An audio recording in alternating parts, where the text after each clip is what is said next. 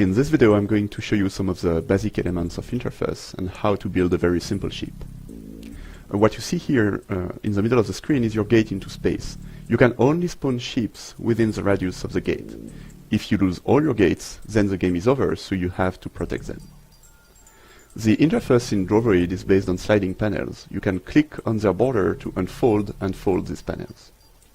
The first panel is where you build ships, and the second panel is where you save your ship designs. What is interesting in Drovoid is that as you build ship designs here, you build up experience. And you will never lose this experience. If you restart the game, your ship designs remain available. If you play in multiplayer, the ship designs you created in solo play will be available to you as well. So you never lose this experience.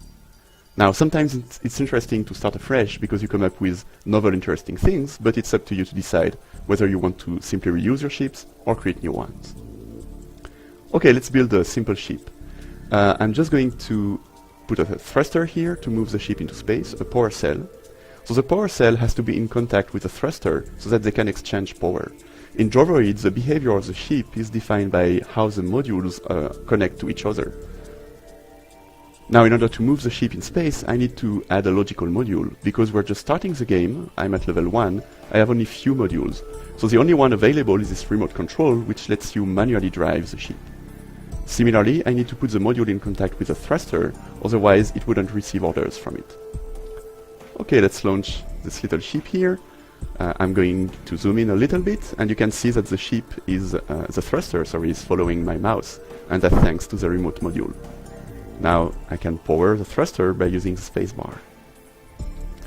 Okay, this ship is very simple, but you'll see that actually it is useful because I can use it to distract enemies in asteroid fields. Here you can see a small asteroid field, so the enemy is not very smart.